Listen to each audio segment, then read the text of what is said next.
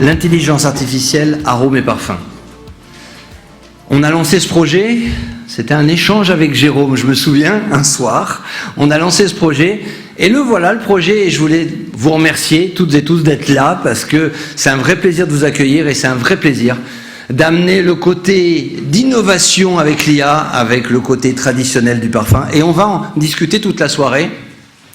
Soirée avec différentes interventions, et on finira par une table ronde, et aussi un mot de Marco Landi.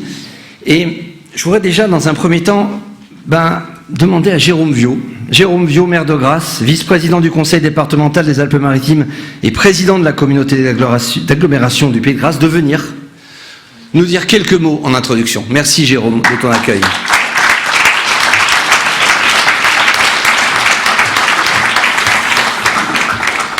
Merci mesdames, messieurs. Quelques mots en saluant bien sûr toutes les personnes qui sont venues, en vous saluant toutes et tous ici.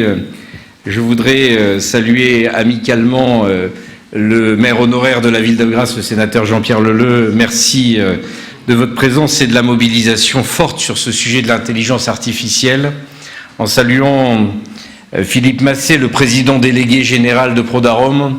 Merci, cher président, cher ami. En saluant Madame la conseillère départementale avec laquelle nous sommes ici dans ce canton, sur le canton de Grasse-Nord, Michel Olivier, qui nous fait l'amitié de sa présence et qui travaille sur ces sujets de l'intelligence artificielle, aux côtés du président Charles Ginesy, aux côtés de David Konopnicki, qui est en charge de la question du Smart Deal et qui va nous rejoindre dans quelques instants, qui m'a demandé de commencer sans attendre pour ne pas mettre la soirée en retard, en saluant Marco Landi, président de l'Institut Europia et du comité des experts Smart Deal 06. Cher Marco, merci pour votre présence, en saluant Isabelle Galli, la directrice de la Maison de l'Intelligence Artificielle, en saluant bien sûr mon ami Frédéric Bossard, expert sur ces sujets, expert de l'Institut Europia. Merci pour cette traduction de cette idée, de ce projet et de cette rencontre ici au Palais des Congrès. Mesdames, Messieurs, Madame la représentante du député de la 9e circonscription et du maire du Canet Yves Pigrenet, Mesdames, Messieurs les élus des communes voisines et de la ville de Grasse, Mesdames, Messieurs, l'ensemble des intervenants qui vont animer cette conférence, Mesdames, Messieurs les représentants des entreprises, du monde économique, Mesdames, Messieurs les représentants des industries, de la parfumerie, Mesdames, Messieurs les partenaires de l'intelligence artificielle dans le département des Alpes-Maritimes, Mesdames, Messieurs. Quelques mots pour vous dire combien je suis heureux, fier, ce soir au Palais des Congrès, d'ouvrir les portes de ce Palais des Congrès pour un moment que nous allons partager, un moment pour parler d'intelligence artificielle et de formidables possibilités que s'offrent à notre territoire, avec toutes les personnes présentes dans cette salle qui savent que l'intelligence artificielle ne représente pas qu'une simple étape dans le développement de nos sociétés, mais bien plus, une évolution d'où nous mesurons beaucoup de possibilités et que nous ne mesurons pas encore toutes les possibilités très nombreuses qui s'ouvrent et qui vont s'ouvrir devant nous. C'est pourquoi j'ai tenu, quand Charles Ginesy, le président du département, m'a proposé que nous puissions avoir dans le département des Alpes-Maritimes des moments délocalisés, j'ai tenu à accueillir, ouvrir les bras du Palais des Congrès pour parler des perspectives considérables qu'elle permet d'entrevoir pour aujourd'hui et pour demain. Je veux en premier lieu saluer toutes les personnes qui se sont investies pour que Grasse puisse accueillir un tel événement. Merci bien sûr au département, à son président qui m'a confié le Green Deal et la croissance verte, et d'un autre côté qui développe avec audace et volontarisme ce travail dans ce domaine pour que les Alpes-Maritimes deviennent sur le plan national, deviennent sur le plan international, un précurseur en matière de Smart Deal. Et comme à chaque fois que le conseil départemental décide de porter un projet, ce n'est pas avec des mots qu'il avance, mais avec des actes concrets qui concernent l'ensemble des mares alpins. Et c'est tout le sens de la création de la Maison de l'Intelligence Artificielle que Charles Ginesy, au sein de l'Assemblée départementale, a demandé à ce que l'ensemble des conseillers départementaux se mobilisent pour que nous puissions, dans ce département maralpin, mettre en place des cycles de conférences qui entendent associer toutes les communes des Alpes-Maritimes dans cette dynamique sans précédent.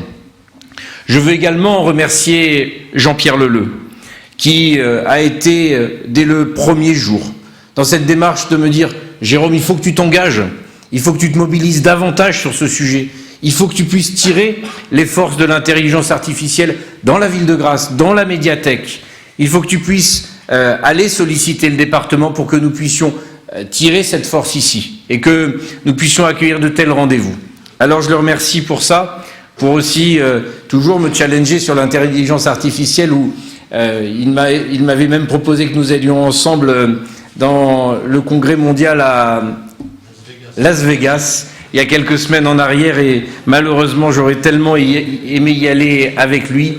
Valérie Copin y était, mais j'aurais tellement aimé y aller pour rencontrer toutes ces entreprises qui ont participé à ce grand rendez-vous mondial. Et puis je veux remercier Marco Lendi qui a toujours soutenu cette volonté d'accueillir un enjeu comme celui-ci ici à Grasse. Mais si cette volonté institutionnelle est nécessaire pour avancer, il est indispensable qu'elle puisse rencontrer dans la traduction un écosystème industriel.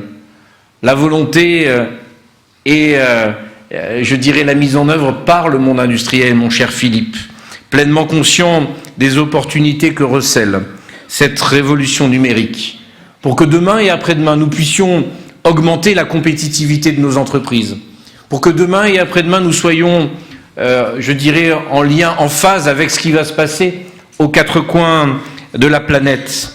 Et c'est là où Charles Anginesi a cette force et cette vision de dire oui, demain et après-demain, l'intelligence artificielle va être un élément qui va améliorer la compétitivité de nos entreprises.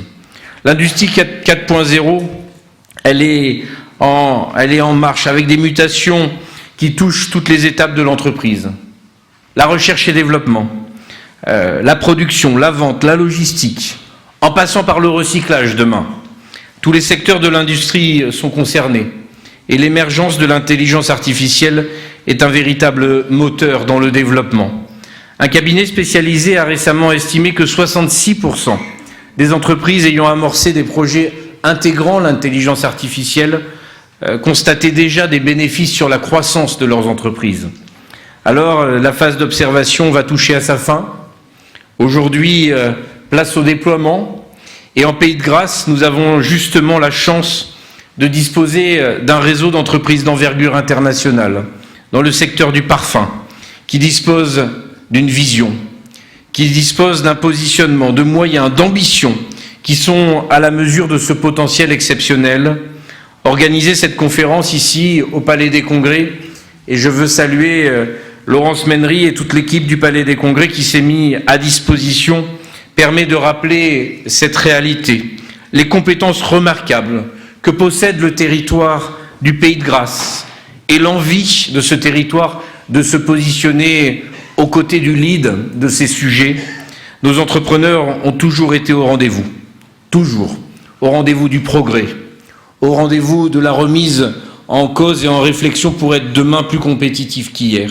Alors je suis persuadé, cher Marco, je suis persuadé que nous saurons utiliser demain cette technologie comme une force pour continuer d'optimiser les produits uniques que nous savons faire à Grasse et les partager dans le monde entier.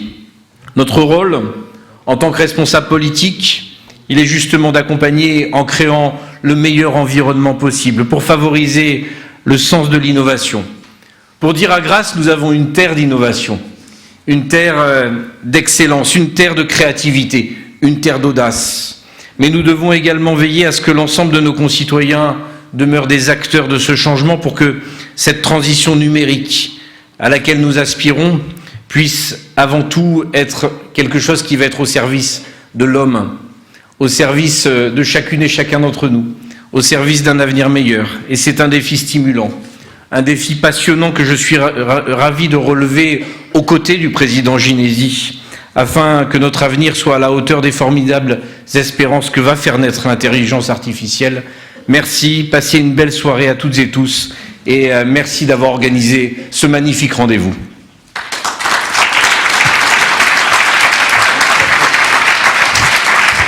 Un grand merci pour cet accueil. Un grand merci à toutes les équipes. Et puis, un merci aussi à Tania. Parce que quand même, c'est elle. Voilà, je voudrais qu'on l'applaudisse.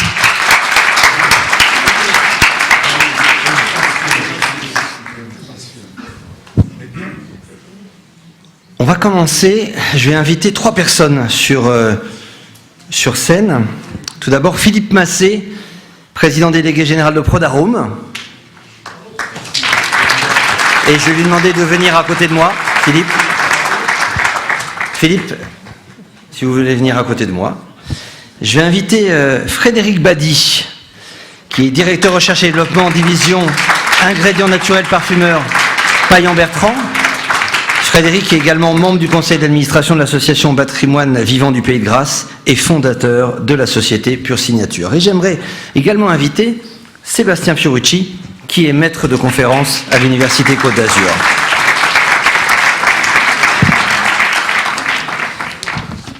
J'aimerais donner la parole dans un premier temps à quelqu'un qui est essentiel dans ce monde, et on va rentrer petit à petit dans ce monde des arômes et des parfumeurs, à Philippe Massé. Philippe. Merci beaucoup, merci pour votre invitation. Je voulais tout d'abord vous féliciter, remercier Marc Londy, remercier Christian Vandelli, remercier M. Bossard, remercier Europaï pour avoir organisé jusqu'à samedi soir le 2e congrès mondial de l'IA à Cannes, qui a été un succès phénoménal. Il était extrêmement difficile pour moi-même d'aller tout visiter, tellement il y avait de monde dans cet événement. Un grand merci et bravo Marc Londy. Bravo. Enfin, je voudrais remercier Jérôme Biot pour tout ce qu'il a dit, notre maire de Grasse qui est extrêmement, je dirais, près de nous, près de notre industrie des arômes et des parfums, et qui nous aide et qui nous aidera jusqu'au bout pour défendre nos produits. Je remercie Jean-Pierre Leleu, l'ancien maire de Grasse et ancien sénateur, pour la présidence de l'association du patrimoine vivant qu'il a su, dès sa création, mener jusqu'à la reconnaissance par l'UNESCO le 28 novembre 2018, et ça a été un énorme, je dirais, un énorme plaisir pour tous les gens qui l'ont accompagné, tous les gens qui sont dans cette salle, que je ne vais pas tous nommer, mais je remercie toutes ces personnes qui sont là présentes et qui soulignent l'importance que nous avons, et Jérôme Biot l'a souligné, l'excellence de notre ville de Grasse, l'excellence de notre industrie des arômes et des parfums. Bien sûr que les parfums étaient avant les arômes, je dirais, présents dans Grasse, présents au sein de nos industries, mais les arômes et les parfums ont une excellence dans cette ville de Grasse. Nos industriels ont le savoir-faire de la transformation des produits. Grasse a été le centre mondial des matières premières pendant de très nombreuses années, l'est toujours au niveau de son expertise, de son savoir-faire, et je voulais vraiment le souligner aujourd'hui. L'intelligence artificielle, c'est quelque chose d'extraordinaire, mais c'est tellement extraordinaire qu'on ne comprend pas toujours aujourd'hui jusqu'où peut nous mener l'intelligence artificielle. Il est un fait que l'intelligence artificielle, nous connaissons au niveau de notre industrie depuis de très nombreuses années. Nous sommes, je dirais, la plupart de nos entreprises sont automatisées. La plupart de nos entreprises, si elles n'avaient pas des ordinateurs, des logiciels extrêmement performants depuis de nombreuses années pour poursuivre, je dirais, la connaissance des matières premières, pour travailler sur la sécurité des matières premières, sur la sécurité des ingrédients qu'elle met sur le marché, je dirais, cette intelligence artificielle, nous la vivons déjà depuis de nombreuses années. Mais aujourd'hui, elle est en train de prendre un essor phénoménal. Phénoménal parce que l'informatique, les connaissances aujourd'hui sont absolument phénoménales. Et il est un fait que l'intelligence artificielle dans nos entreprises, elle est déjà très présente, mais elle va être encore plus présente à l'avenir parce que nous avons au sein de nos entreprises des données extraordinaires. Sachez que notre association Prodarome, le syndicat national de la parfumerie, qui est syndicat national depuis 1898, nous avons fêté les 120 ans en 2018, mais nous allons fêter les 300 ans en 2024, les 300 ans de l'association, parce que cette association existait à Grasse depuis 1724. Et donc 300 ans d'informations, 300 ans de données phénoménales. Et toutes ces données grâce à l'aide de l'intelligence artificielle, va nous permettre de toujours avoir une avance sur la compétitivité, une avance sur l'innovation. L'intelligence artificielle, non, elle ne sera pas là pour remplacer la création humaine dans la parfumerie. Nos parfumeurs seront toujours absolument nécessaires. La création humaine est quelque chose de phénoménal. Et donc, il serait difficile de pouvoir penser que l'intelligence artificielle puisse la remplacer. Non, mais notre innovation, notre création, notre perspective d'innovation au sein de nos entreprises, dans la parfumerie, fait que nos parfumeurs réussiront, grâce à l'intelligence artificielle, d'aller plus vite, ne pas refaire ce qui a déjà été fait, aller plus vite et être encore plus innovant. Donc je voulais vous remercier encore 1000 fois pour m'avoir invité à dire quelques mots. Je n'étais pas, a priori, je ne devais pas prendre la parole aujourd'hui, mais je voulais vous en remercier et puis remercier toutes les personnes qui m'ont aidé dans cette préparation de cette très belle journée. Je dirais 210 personnes ou plus que 210 personnes dans le Palais des Congrès, je trouve absolument génial. J'espère toujours qu'au sein du musée de la parfumerie, nous puissions avoir autant de personnes présentes quand nous avons des conférences et qui sont de très très belles conférences. Je voulais enfin dire que l'intelligence artificielle, en 2019, il y a eu la conférence de la fleur au parfum. De la fleur au parfum, qui avait été créée par le pôle de compétitivité et par Prodarome. Et le thème principal de cette journée en 2019, c'était l'intelligence artificielle. Nous avons eu de très belles conférences. Et je pense que Philippe Clos, qui a été, je dirais, le fondateur de cette journée de la fleur au parfum, saura en parler tout à l'heure pendant la table ronde. En tout cas, je voulais remercier Frédéric Bossard, Tonia pour m'avoir aidé pendant toutes ces journées. Je voulais remercier tous les intervenants cette journée, Sébastien Fiorucci et Frédéric Badi. Un grand merci Frédéric d'avoir accepté de venir avec nous. Et puis Jean-Baptiste Coffin, Philippe Clos et Marité Béchu qui s'occupent de Grasse Expertise. Marité qui est très proche de nous avec le Club des entrepreneurs et Grasse Expertise, donc qui saura aussi vous présenter, je dirais, toute cette innovation créatrice qui vit dans notre beau pays de Grasse. Voilà. En tout cas, un grand bravo et puis je vous souhaite une excellente soirée et à très bientôt autour de la table ronde. Merci.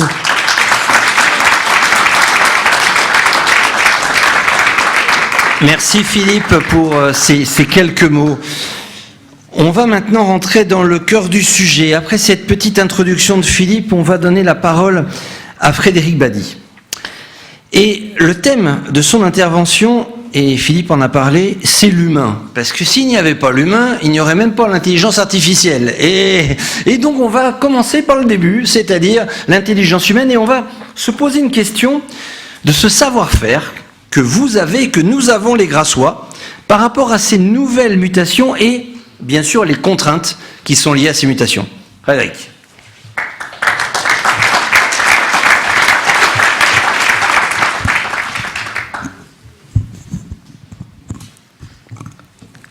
Bien. Alors on va commencer tout doucement. Je vais essayer de vous amener tranquillement en partant de la plante à parfum, en partant de notre savoir-faire en transformation, et vous amener lentement mais sûrement vers les problématiques et vers les évolutions liées à l'IA. Donc, en tant que témoin, donc en tant que directeur R&D, donc j'essaie de partir vraiment de l'atelier et de vous essayer d'imaginer comment était la parfumerie et ce qu'elle est jusqu'à présent. Comment vous expliquer et essayer de vous faire appréhender pourquoi les sociétés aujourd'hui, les grosses sociétés viennent à Grasse, ce qu'elles viennent chercher. Et derrière tout ça, ensuite, on analysera les qualités qui sont recherchées par ces sociétés, ce qu'incarne le savoir-faire grassois, et comment petit à petit, la mutation de la parfumerie, l'accélération d'une parfumerie aura besoin et pourrait avoir un grand besoin de l'intelligence artificielle, et dans quel domaine elle pourrait aider nos secteurs. Donc dans un premier temps, partons dans les ateliers. Donc, effectivement, le savoir-faire, pourquoi les grands acteurs de la parfumerie viennent à Grasse? Donc, qu'est-ce qu'ils viennent rechercher? C'est important de se poser cette question. En fait, sur le temps long, l'expérience, le regard, au fil des générations, la transmission. Donc ça, c'est un héritage où, en fait, on va petit à petit optimiser par le vécu. Donc, on en sera sur différentes strates. La première strate, on va vous parler, par exemple, de la culture, l'art de cultiver. Il est tiré vraiment d'une suite d'expériences pour arriver petit à petit à résoudre des problèmes. Donc, on est toujours dans le temps long, on est toujours dans un cheminement, un vécu de l'intérieur dans les exploitations, où on va devoir relever des problèmes à un certain rythme, au rythme de l'humain. Ensuite, pour la transformation, c'est exactement les mêmes critères. C'est-à-dire qu'on va avoir une évolution technique qui va aller à son rythme, avec tout un travail qui concerne la gestuelle, qui concerne l'amélioration des procédés, pour arriver à une excellence. Une excellence qui est toujours basée sur un socle de connaissances que l'on se passe de génération en génération, qui évolue en fonction des progrès, et qui petit à petit amène cette expertise et suit un mouvement. Donc ce qu'on peut conclure dans un premier temps, c'est qu'effectivement, aujourd'hui, les sociétés qui viennent à Grasse, elles viennent chercher cette expertise humaine. Donc on n'est pas encore arrivé dans le domaine de l'IA. Elles viennent chercher des produits exceptionnels, mais qui viennent d'un historique qui est très long et qui a perduré grâce à la formation. Et je pourrais vous donner deux petits exemples qui sont très factuels finalement. Dernièrement, vous avez la marque Lancôme qui est venue donc s'installer à Grasse pour notre plus grand bonheur, mais il s'appuie sur un socle. C'est-à-dire la belle propriété que vous pourrez voir aujourd'hui à Grasse, elle s'appuie sur une expertise. Elle s'appuie sur l'expertise qui a été transmise de génération en génération par des personnes qui s'adressaient de passionné à passionné. Et la personne aujourd'hui qui a pris en charge le domaine de Lancôme a été formé par un de nos ancêtres à qui on peut rendre hommage aujourd'hui, qui est M. Constant Vial. Donc il faut bien comprendre que la plus-value est là. Elle est là, elle est dans l'humain. Aujourd'hui, vous avez la société Symrise aussi, qui est venue s'installer à Grasse pour notre plus grand bonheur. Et donc, vous voyez, on voit aussi qu'elle a besoin d'incarner ce savoir-faire. Et donc, dernièrement, elle a fait l'acquisition, il y a 40 ans, d'une société qui s'appelait Lotier, et qui est devenue aujourd'hui une marque de fabrique de la société Symrise. Donc c'est pour vous dire qu'en fait, on est dans le présent, on est dans un savoir-faire dans l'humain, on est dans la transmission, on est dans l'excellence, on est dans les gestes, et c'est ça que viennent chercher les marques aujourd'hui. Et c'est ce que représente Grasse. Dans la transformation, c'est la même philosophie. Une société aujourd'hui, une marque qui vient à Grasse, ne vient pas acheter de la commodité des ingrédients basiques. Elle vient chercher une forme de différenciation. Et cette différenciation par la fabrication, elle est liée à une expertise. Donc il y a aussi ce tour de main, et c'est pour ça qu'on dit toujours qu'à Grasse, il y a toujours ce paradoxe entre une forme d'artisanat d'excellence, on est sur des praticiens, une forme d'artisanat, une conjugaison d'artisans, qui vont créer une excellence et qui permettent justement de proposer ce côté sur-mesure. Donc le côté sur-mesure, c'est développer un ingrédient avec vraiment une signature. Et les signatures, par opposition à quelque chose d'uniforme, elles ont vraiment quelque chose qui incarne chaque société. Issu de la société Payen-Bertrand, nous avons tout un parc d'appareils avec des spécificités. Et ce sont les spécificités des appareils, ce sont les spécificités de l'organisation même de notre production et dans la formation à l'intérieur de nos usines qui fait qu'en fait, on va pouvoir créer une différenciation par rapport à une usine comme Robertet ou une usine comme Mann. Donc, chaque société est implantée, elle a un savoir-faire, un socle commun qui après va pouvoir se diffuser dans chaque société avec une culture d'entreprise liée à des développements d'appareils et des techniques. Alors vous me direz, l'IA dans tout ça, à quel moment elle arrive? Eh bien, elle arrive que depuis pas mal de temps, on l'a vu arriver, doucement au départ, Alors au départ, on ne parlait pas d'intelligence artificielle à proprement dit, on parlait de data. Pourquoi? Parce que la parfumerie donc, est en mutation, il y a une évolution constante des contraintes sur les produits, sur la caractérisation des produits, la réglementation. On est vraiment imbriqué dans quelque chose où on veut maîtriser le naturel. Alors on ne maîtrise pas la nature, mais on veut maîtriser l'ingrédient naturel.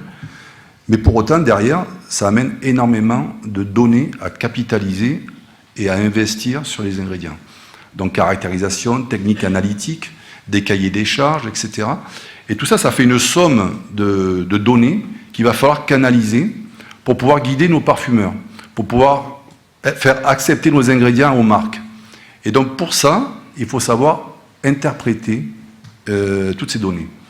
Et donc les sociétés, petit à petit, ont développé des applications pour qu'un parfumeur, quand il doit formuler pour un client donné, avec un critère bien précis, et ne mette pas 8 jours en étant perdu dans un ensemble de données ubuesques, mais puisse rapidement, en temps réel, savoir où il doit aller.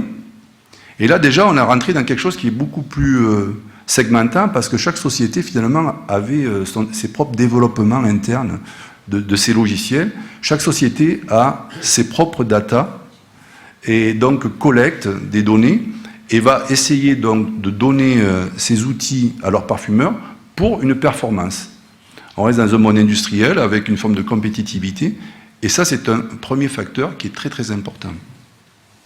Le deuxième facteur qui vient derrière, c'est qu'on s'est aperçu qu'en fait il y avait une telle accélération qu'on ne pouvait pas prévoir comme hier dans le temps long un retour d'expérience.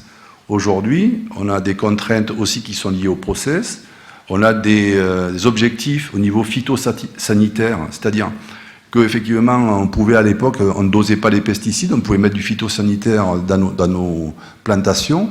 Qu'est-ce qui se passait? Effectivement, ça poussait pas trop mal, mais il pouvait y avoir des ingrédients qui ont été relevés. Vous pouvez avoir des traces de pesticides dans votre produit, vous pouvez avoir aussi des traces de plastique, etc. Donc ça, c'était le monde d'avant. Aujourd'hui, on veut quelque chose de safe, on veut quelque chose de beau pour nos clients, pour les personnes qui se parfument. Donc il va falloir maîtriser tout ça. Et l'absence de produits phytosanitaires a peu à peu amené à une culture qui devait être beaucoup plus respectueuse. Donc qui dit culture respectueuse dit problématique des herbages, comment on va faire pour faire vivre toutes ces fleurs en ne les traitant pas, pour qu'elles s'expriment, pour ne pas trouver de pesticides, pas de plastique, etc. Donc c'est là que vient le problème. Tout problème peut avoir une solution. Et c'est là que pour moi, l'intelligence artificielle, ça commence à s'articuler. Pourquoi? Parce que autant avant on était dans le temps long avec donc un cultivateur qui observait, qui tirait, il tirait vraiment de ses erreurs ou de ses problèmes pour que le coup d'après on en tenir compte, etc. Aujourd'hui, les mutations sont accélérées parce que la parfumerie s'accélère, il y a des choses on n'en veut plus et on vous met des deadlines. Aujourd'hui, le climat bouge. Donc, on a une mutation, on a des difficultés sur les végétaux. Et donc, si on n'est pas capable d'appréhender ces difficultés, on peut aller à la catastrophe. Là, l'intelligence artificielle commence à montrer une solution. Pourquoi? Parce que la technologie permet aujourd'hui, sur des modèles d'analyse de données qu'on peut mettre sur un champ, de faire remonter des problèmes. Et faire remonter les problèmes et les anticiper, c'est déjà quelque chose qui peut servir dans le collectif. Pourquoi? Que le premier champ qui va être parasité par un insecte ou par une maladie, si on arrive à le détecter rapidement, on peut rapidement déployer des expériences pour savoir comment contrecarrer la maladie. Et c'est vraiment tout le sujet de la recherche sur l'IA, c'est de savoir collecter et rendre intelligentes ces données. Pourquoi? Pour en trouver des solutions pour les plantes à parfum. Ça, c'est le premier point. En ce qui concerne la transformation, qui est le deuxième axe donc, de la parfumerie, là, on est sur vraiment des objectifs qui sont, je dirais, honorables. On a eu une tradition ici, on a eu l'enfleurage, on a eu l'extraction par les solvants volatiles. Aujourd'hui, petit à petit, on a un étau qui se resserre, et autant on ne veut aucun pesticide dans les roses et dans tous les produits, donc on part sur une culture raisonnée, bio, en tout cas qui respecte le végétal. Et dans un deuxième temps, effectivement, une fois qu'on a fait tout cet effort-là, est-ce qu'on va tolérer d'avoir des solvants résiduels ou des produits qui ne sont pas forcément bienvenus? Alors, il faut voir qu'on a très bien vécu avec ça pendant 50 ans, on n'a eu aucun problème, mais aujourd'hui, effectivement, on est dans cette optique de risque zéro qui nous amène à prendre des décisions pour les consommateurs. Tout ça, ça mené par des recherches, ça mené par des toxicologues, des dermatos, par l'Union européenne, etc. Et notre travail à nous, c'est de nous adapter à ça. Donc, qui dit process qui va gérer son bilan carbone, process où il n'y aura pas de solvant résiduel, on part sur ce qu'on appelle l'extraction verte. Donc là, on est sur le volet aujourd'hui, où le nouveau challenge pour la parfumerie, c'est d'accompagner une transition des solvants classiques qui ont fait le bonheur de beaucoup de parfums et qui sont encore utilisés, mais demain, effectivement, accompagner une transition vers des solvants verts, moins polluants, avec moins de traces résiduelles, etc. Et donc ça fait partie d'un challenge technique. Là, on est vraiment sur un challenge technique pour peu à peu développer ces process, les mettre en expérimentation. Et là, l'IA, elle va encore jouer son rôle. Elle peut être un accélérateur, effectivement. On doit tellement trouver des solutions parmi des données, des milliards de données, de solvants, de nouveaux solvants, de température, de pression, etc., qu'un outil qui vous permet déjà de nous faire le travail et de nous orienter vers tel solvant ou tel process va nous permettre d'avancer aussi vers la bonne voie. Et pour terminer, on va parler de la formulation. On a pris les 3 axes, donc il y a toujours dans la parfumerie 3 axes. Il y a la personne qui produit les plantes à parfum, il y a la personne qui transforme l'ingrédient, et ensuite il y a le parfumeur. Donc l'intelligence artificielle au niveau parfumerie. Comme je l'ai évoqué tout à l'heure, un vrai challenge de pouvoir travailler avec des cahiers de charges qui s'allongent, avec énormément de contraintes. L'intelligence, la collecte des data et leur interprétation en algorithme permet de gagner une grosse vitesse sur la manière dont vous allez pouvoir savoir comment formuler votre parfum. Donc ça, c'est un premier point. On n'est pas forcément encore dans l'intelligence artificielle, mais c'est déjà une compétition. Pourquoi? Parce que qui dit outil performant dit gain de temps, dit performance au niveau de la création. Et surtout une cible atteinte. Le dernier point que je voulais aborder avec vous, c'est effectivement quelle transition on peut envisager entre vraiment un outil qui permet de formuler et un outil qui formule pour nous. Là, voilà, là, on rentre dans quelque chose de complètement différent. Donc, c'est à l'œuvre encore, c'est déjà en cours sur les grands groupes. Les grands groupes, aujourd'hui, ont eu cette vision, ils ont cette capacité à se projeter et à expérimenter la formulation intelligente. Alors, comment ça fonctionne? En fait, c'est de la collecte de data, comme je vous l'ai expliqué. La seule différence, c'est qu'on va pouvoir entrer tellement de critères à l'intérieur, elle va pouvoir comprendre tellement ce qu'on recherche, qu'elle va pouvoir nous trouver dans une grosse masse de formules, peut-être une centaine de milliers, peut-être une ou deux formules qui correspondent le plus parfaitement à ce qu'on recherche. Et donc c'est là qu'effectivement il y a un gain de temps énorme. Pourquoi? Parce que face à des cahiers des charges qui sont extrêmement complexes et à une offre qui doit être de plus en plus rapide, l'intelligence artificielle vous permet de cibler juste, en toute sécurité, que le client ne rien oublier dans le cahier des charges, et derrière, le parfumeur va pouvoir jouer un rôle qui sera plus un rôle d'arbitrage, c'est-à-dire que sur 100 000 formules, il va rentrer son brief, son cahier des charges, il va sortir dans la pesée automatiquement, un robot va rentrer, va aller chercher les formules, va pouvoir les peser, et le matin, quand le parfumeur arrivera à son travail, il aura 5 échantillons déjà pesés, et déjà validés par le réglementaire, puisque tout est intégré. Donc il n'aura plus qu'à choisir, et donc c'est là que le rôle du nez intervient. Le rôle du parfumeur n'est pas éliminé, il est simplement projeté sur quelque chose qui est beaucoup plus qualitatif. Et donc, dans effectivement un monde qui est complètement en mutation, où il faut répondre tout en accélération, eh bien l'IA, elle apporte cela. Alors ce que je voulais préciser effectivement, c'est qu'on est dans un monde qui doit être équilibré, et la question qu'on pourra débattre aujourd'hui, en tout cas, c'est est-ce que les sociétés qui demain ne seront pas outillées de ce type d'outils seront amenées à disparaître ou pas? Est-ce que le marché sera pris en termes de performance par des grands groupes et les petites sociétés resteront avec leurs petits outils et donc une difficulté à suivre cette puissance de création? Aujourd'hui, on a de nombreux parfumeurs qui sortent des écoles. Et donc ces parfumeurs, ils ont envie de formuler, ils n'ont surtout pas envie qu'on fasse le travail à leur place. Aujourd'hui, il y a un essor au niveau de la parfumerie de niche. Donc on voit très bien qu'il y a une dynamique aussi. Parce qu'en fait, on aime bien identifier l'humain dans la création, on aime bien voir les défauts des personnes. On est dans un axe de création beaucoup plus global, avec les défauts des parfumeurs, leur type d'écriture, et donc tout ce qu'ils vont incarner, les matières premières qu'ils affectionnent, etc.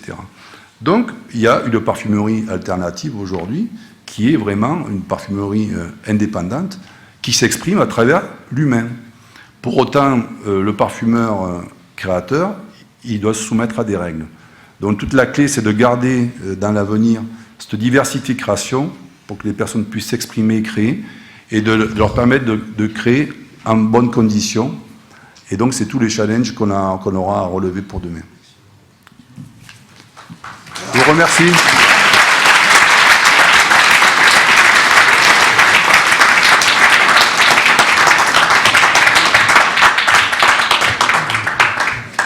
Un grand merci pour cette première keynote qui nous positionne et qui nous ressemble par rapport à l'humain et ce que va devenir l'intelligence artificielle par rapport à notre environnement économique. Alors moi j'aimerais accueillir notre deuxième keynote, Sébastien Fiorucci. On fait partie en fait tous les deux de l'Université Côte d'Azur parce que outre ma casquette d'entrepreneur, je dirige un master sur l'intelligence artificielle à Schema Business School et se pose souvent la question de savoir mais est-ce que l'intelligence artificielle va remplacer l'humain? Et le titre que Sébastien nous propose, une IA peut-elle apprendre à sentir? C'est tout un programme et je pense qu'on va avoir une présentation aussi visuelle. Je te laisse la parole. Et il va falloir répondre à la question. Je te remercie Frédéric pour l'introduction. Et merci pour l'invitation également à ce cycle de conférences. Ravi d'être là, vraiment. J'étais là il y a quelques années, effectivement, à la conférence en 2019, La Fleur à Parfum. C'est un peu une question qu'on avait posée à l'époque et à laquelle j'avais dit, je pense que dans quelques années, on pourra y répondre. Et en fait, pour couper tout suspense, je vais répondre tout de suite à la question. Oui, on a réussi à apprendre à une IA, effectivement, à sentir. Alors, on va voir comment, c'est plus ça, là, finalement, la vraie question. C'est comment est-ce qu'on a appris à cette IA à sentir et qu'est-ce qu'on lui a fait faire, finalement. Donc, ce que je vais vous présenter, c'est effectivement nos projets de recherche qu'on développe au laboratoire, donc à l'Institut de Chimie de Nice, à l'Université Côte d'Azur, avec un certain nombre de collègues. Alors, je ne répondrai pas à toutes les questions, hein, évidemment, qui peuvent se poser entre IA et parfum. Je vais surtout me focaliser là-dessus, parce que c'est un travail de recherche qui vient d'être publié très récemment dans une très prestigieuse, qui vient d'être accepté, plus exactement, dans une prestigieuse revue scientifique en IA. Et donc voilà, c'est tout chaud, ça vient de sortir. Alors, avant de vraiment parler de parfum et d'IA, je suis un peu désolé en tout cas, j'ai la difficile tâche de vous parler d'intelligence artificielle. Je vais essayer de le simplifier au maximum, de refaire un petit peu quelques définitions. Alors, on parle d'IA historiquement, on va dire, depuis fin des années 40-50, avec les premiers ordinateurs modernes, on va dire. Et l'IA, qu'est-ce que c'est? Finalement, une IA, c'est un programme qui va être capable de mimer le comportement humain. Donc, avec l'évolution, finalement, des ordinateurs, les progrès méthodologiques également, de ces 70 dernières années, on va dire, on a un certain nombre de méthodes qui sont maintenant relativement robustes et développées, qu'on appelle en fait l'apprentissage machine, qui est un sous-ensemble en fait de l'IA, et l'apprentissage profond, qui est un autre sous-ensemble de l'IA qui est basé sur ce qu'on appelle les réseaux de neurones. Alors pour faire très simple, le petit schéma que vous avez à droite, là, avec les petits points bleus et les petits points rouges, et les petits traits qui séparent les deux, finalement, c'est une façon de représenter un modèle d'intelligence artificielle dans lequel l'objectif, c'est, on va dire pour simplifier, d'essayer de trouver la fonction mathématique qui va nous permettre de séparer ces deux ensembles de points. Donc ça, c'est des modèles qui sont basés sur les données. On parlait de données tout à l'heure, et effectivement, c'est le cœur du sujet, notamment en IA. Et un sous-ensemble donc, de ces modèles qu'on appelle machine learning en anglais, c'est des apprentissages donc, profonds basés sur les réseaux de neurones. Et on entraîne ce type de réseau de neurones sur une immense quantité de données. Donc pour réaliser ce genre de tâches, on a besoin d'énormes quantités de données. Comment on fait ? Voici un petit exemple un peu visuel pour essayer de comprendre comment ça fonctionne. Donc il faut regarder d'abord l'image de gauche. L'image de gauche, c'est l'entraînement d'un réseau de neurones. Alors un réseau de neurones, c'est ce que vous avez avec des petites sphères, c'est les neurones. Les traits sont les connexions entre les neurones. C'est un illustre exemple qui date des années 99, qui a été publié par Yann Lequin. C'est un très célèbre chercheur en IA français.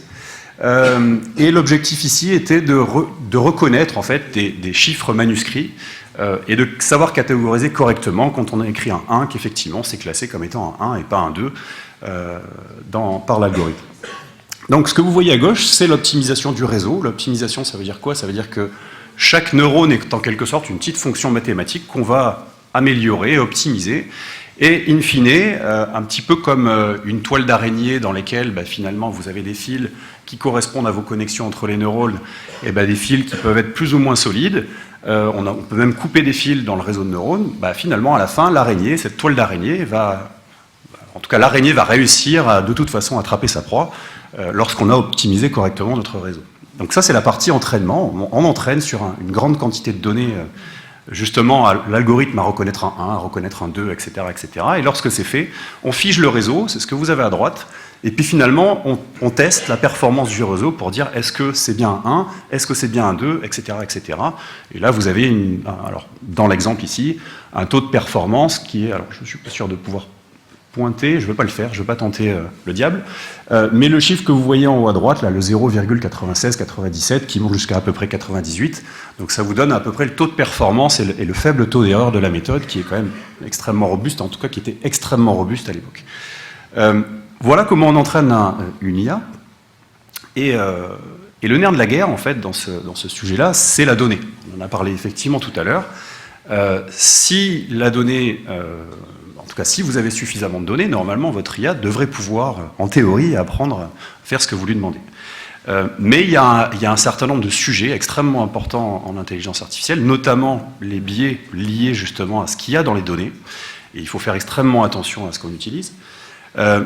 Je sors un peu de la question de la reconnaissance d'image ou de la parfumerie, et là, je vous parle de traduction. Alors, c'est un exemple qui est assez connu. On donne à une intelligence artificielle qui est en fait donc un traducteur qui va traduire 2 phrases françaises en estonien. Alors je ne parle pas estonien. La phrase c'est « Elle est médecin, il est infirmier ». La petite subtilité en estonien, c'est que le genre n'existe pas dans les pronoms personnels. Donc finalement, quand vous faites la demande au traducteur, la traduction inverse, de revenir en français, eh bien, qu'est-ce que fait l'algorithme ? Finalement, il va chercher statistiquement qu'est-ce qu'il y a le plus souvent associé à un médecin, donc au genre, et inversement pareil, un infirmier ou une infirmière, est-ce que statistiquement dans les données, c'est plutôt un infirmière ou un infirmier ?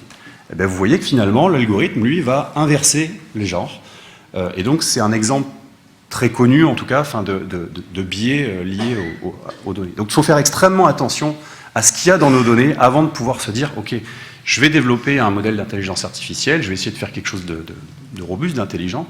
Donc il faut travailler là-dessus et être au courant de ce qu'on va mettre justement dans le modèle. D'où l'intérêt d'être en lien direct avec finalement les gens qui produisent la donnée. Alors je finis cette petite parenthèse sur l'IA pour vous dire qu'il y a énormément de domaines d'application de l'intelligence artificielle. Vous en connaissez certainement certains dans les images que vous voyez ici. Il y a déjà quelques années, dans les jeux notamment, là c'était un exemple de Google DeepMind, plus exactement AlphaGo, qui avait à l'époque, en 2016, battu le champion du monde du jeu de Go, Lee Sedol. D'autres exemples connus, notamment l'utilisation de la reconnaissance d'image en médecine, pour les transports, pour la voiture autonome. Très récemment, un modèle d'intelligence artificielle qui permet de prédire des structures biologiques, qui a fait une révolution, c'est probablement l'une des plus grandes révolutions de ces 10 dernières années. Alors c'est pas moi qui le dis, c'est le magazine Science. Et puis un autre exemple très très récent, je ne sais pas si vous avez entendu parler de ChatGPT, mais c'est un générateur de texte. Je vous encourage à aller regarder, c'est bluffant. C'est bluffant. Après, avec toujours pareil, la petite pincette enfin les petits guillemets qui vont bien, faites attention à ce que vous lui demandez et ayez un œil critique sur ce que va vous rendre effectivement l'algorithme. Alors, on va revenir au parfum. Je ferme cette parenthèse sur l'IA. J'espère que je vous aurai un tout petit peu expliqué et sensibilisé à ce qu'était finalement une approche en intelligence artificielle. Et je vais essayer de répondre à la question, donc, comment finalement est-ce qu'on a pu apprendre à sentir à une IA et je vais revenir plus de 100 ans en arrière avec une citation de Graham Bell qui disait, je vais vous la lire, enfin je l'ai traduite, hein, voilà. Avez-vous déjà essayé de mesurer une odeur? Tant que vous ne pourrez pas mesurer leur ressemblance et leur différence, vous n'aurez pas de science des odeurs. Si vous avez l'ambition de fonder une nouvelle science, mesurez une odeur. Pourquoi ça? Tout simplement parce qu'on sait mesurer une couleur, c'est une longueur d'onde, donc c'est une mesure physique. On sait mesurer un son, c'est une fréquence, c'est une mesure physique. Par contre, comment est-ce que vous mesurez une odeur? C'est une molécule, c'est une structure chimique.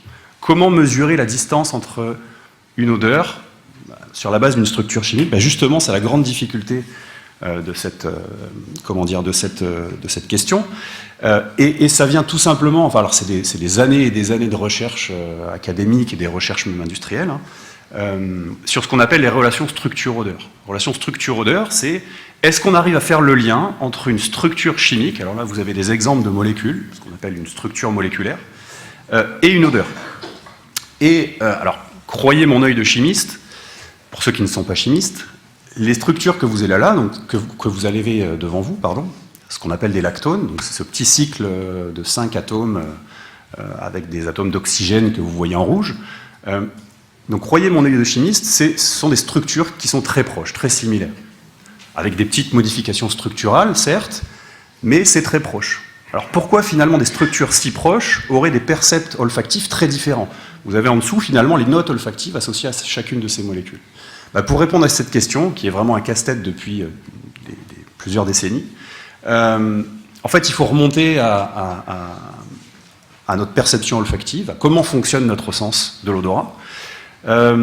Très brièvement, lorsqu'on va percevoir une odeur, donc c'est des molécules odorantes qui sont volatiles, qui viennent jusqu'à votre épithélium olfactif, donc qui viennent chatouiller votre nez. Et dans votre nez, finalement, on a ce qu'on appelle donc l'épithélium olfactif qui contient des neurones olfactifs et dans lesquels vous avez nos capteurs chimiques, ce qu'on appelle des récepteurs olfactifs. Et chaque récepteur olfactif, lorsqu'une molécule va interagir avec ce récepteur, on va dire avec le bon récepteur, va appuyer sur le bon bouton et on va traduire finalement un message chimique en un message électrique, puisqu'on est dans un neurone et le neurone va activer une partie de votre cerveau pour dire on est en train de sentir ici la rose. Alors, la rose, c'est pas une molécule, mais en tout cas, vous aurez compris le principe. Et c'est là où il y a la plus grande difficulté dans la perception des odeurs, c'est qu'il n'y a pas un seul neurone, il n'y a pas un seul capteur, on en a 400. On a 400 types de récepteurs olfactifs, et on a plusieurs millions de neurones d'ailleurs qui sont dédiés à ça. Et une molécule odorante va pouvoir activer un ou plusieurs récepteurs, et un récepteur peut être activé par plusieurs molécules odorantes. En quelque sorte, c'est comme si chaque molécule avait un code barre, était associée à un code barre, et donc chaque molécule odorante, finalement, pour comprendre quelle est son odeur, il faut décrypter ce code barre. Donc, comment est-ce qu'on peut faire ça? C'est la question qu'on s'est posée, et c'est finalement comme ça qu'on a essayé d'entraîner notre intelligence artificielle. Deux façons de faire. Soit on a une approche très pharmacologique, très classique, c'est-à-dire qu'ici on s'inspire de la physiologie humaine, on reproduit le récepteur, donc la structure biologique qui est capable d'interagir avec nos molécules odorantes. Ici, vous avez un petit film que je vais vous montrer. Donc en vert, c'est la petite molécule qui va venir interagir avec la structure grise, qui est finalement le récepteur olfactif qui est dans notre nez. Ça marche relativement bien. C'est un petit peu comme si on avait un microscope computationnel, et puis on peut observer effectivement l'interaction entre la molécule odorante et notre récepteur olfactif. Ça marche bien, ça marche même tellement bien qu'en pharmacologie, justement, c'est très utilisé pour développer des médicaments. Mais là, la grosse difficulté, c'est qu'on a 400 récepteurs olfactifs, et connaissant l'espace chimique associé à toutes les molécules odorantes, c'est une étude très récente de collaborateurs au Monel à UPenn, enfin, pas UPenn, pardon, à Philadelphie, on prédit que c'était à peu près 40 millions de molécules odorantes potentielles qui pouvaient activer nos récepteurs olfactifs. Donc imaginez la combinatoire. Avec ce type d'approche, c'est quasiment impossible. D'où la deuxième stratégie, d'utiliser l'IA pour essayer de résoudre ce problème quasiment insoluble. Alors, la vraie question, donc c'est ce qu'on a fait, hein, vous avez un certain nombre de papiers qui utilisent ce type d'approche, pas que pour les molécules odorantes d'ailleurs, mais pour les molécules gustatives également, on s'est intéressé à ce genre de questions. Et donc là, le cœur du sujet finalement, c'est les premières étapes. Encore une fois, on en revient toujours à ça, c'est la donnée, sur quoi on va pouvoir entraîner notre modèle, avant même de commencer à faire les étapes 3, 4, 5, qui sont justement l'entraînement du modèle. Alors, je ne vais pas vous détailler la partie technique. L'image de droite, c'est presque plus pour une illustration, mais c'est plutôt ce qui est à gauche qui sera intéressant à retenir. C'est qu'on a développé un modèle relativement élaboré. Pour ceux qui s'y intéressent, en tout cas, c'est ce qu'on appelle un modèle qui va mixer du traitement du langage naturel pour représenter la protéine, la cible thérapeutique, et théorie des graphes pour la structure chimique. Donc c'est un modèle extrêmement élaboré, qui s'est appuyé sur une grande base de données qu'on a pu collecter. On a créé une base de données pour l'occasion, donc de plusieurs cinquantaines, enfin à peu près 50 000 entrées expérimentales. Et vous avez un exemple de résultat. Alors ça vous parlera peut-être pas. Moi, quand je l'ai vu, j'ai trouvé ça magnifique. Cette image que vous avez à gauche, c'est finalement donc, une sorte de matrice dans laquelle vous avez par colonne les 400 récepteurs olfactifs. Ligne par ligne, c'est des molécules. Et puis finalement, dans chacune des cases, en fonction du code couleur, c'est est-ce que la molécule interagit avec le récepteur ou n'interagit pas avec le récepteur. Et on remarque finalement, donc le modèle prédit cette chose-là, c'est-à-dire qu'on remarque un code barre, un petit peu comme ce que je vous avais prédit juste avant, je vous avais montré juste avant. Donc effectivement, on arrive à détecter ce code barre, à reproduire ce code barre. Et c'est comme ça finalement qu'on a pu entraîner notre modèle. Donc je réponds oui, on a pu... oui, cette IA a pu apprendre à sentir, ou plus exactement a pu apprendre à décoder ce code combinatoire de la perception olfactive. C'est un modèle qui, pour l'instant, surpasse tous les modèles qui avaient été établis jusque-là. C'est pour ça, d'ailleurs, qu'on a été accepté dans cette publication. Et évidemment, on n'est pas parfait. Et ça, personne n'est parfait. On continue à améliorer le modèle, on continue à discuter avec les collaborateurs expérimentaux pour collecter encore plus de données, hein, pour améliorer la performance du modèle. Et j'espère peut-être revenir d'ici quelques années pour vous présenter encore d'autres résultats. Pour finir et pour ouvrir un tout petit peu le débat, peut-être après pour la table ronde, finalement c'est un exemple d'utilisation de l'IA, en tout cas en olfaction, on va dire, plus qu'en parfumerie. Et ça nous a permis, en tout cas ça peut nous permettre de concevoir des molécules originales avec des propriétés olfactives intéressantes, identifiables en tout cas en amont. On peut s'intéresser à d'autres types de problématiques comme justement le développement de capteurs bio-inspirés, un petit peu ce que vous avez vu tout à l'heure sur la détection des odeurs avec des récepteurs olfactifs. Ça c'est des collègues qui développent ça au laboratoire. On s'intéresse aussi à l'odorat des insectes, pas que les humains, parce que finalement, il y a un grand intérêt, notamment en agriculture, où si on comprend l'odorat des insectes, on va pouvoir développer de nouvelles molécules qui vont pouvoir les attirer pour les piéger, ou les repousser, tout simplement, et éviter justement les pesticides, on en parlait tout à l'heure. Donc on travaille là-dessus avec une équipe qui est à l'INRAE, avec ce type d'approche, qui a justement. Et enfin, peut-être pour boucler la boucle sur la question de Graham-Bell, se poser cette question de similarité entre les mélanges complexes, on va dire. Est-ce qu'on peut mesurer cette similarité-là? Il y a une thèse justement CIFRE en cours, donc de Jean-Baptiste qui travaille là-dessus, qui utilise les méthodes, les outils de chimie analytique, l'intelligence artificielle pour essayer de mesurer justement la similarité entre parfums, entre mélanges complexes, on va dire, huile essentielle, ce genre de choses. Voilà. Encore plein d'autres questions en tout cas d'autres projets qu'on pourrait essayer de mener. Donc on est ouvert à toutes les discussions. Je tiens à remercier l'ensemble des collaborateurs qui travaillent sur ces sujets-là avec nous, collaborateurs à l'international et en France. l'ensemble des personnes qui travaillent au laboratoire, notamment Jérémy Topin, mon collègue, et puis les étudiants sans qui la recherche n'avancerait pas, et évidemment tous les financeurs de la recherche académique. Et vous pour votre attention, merci.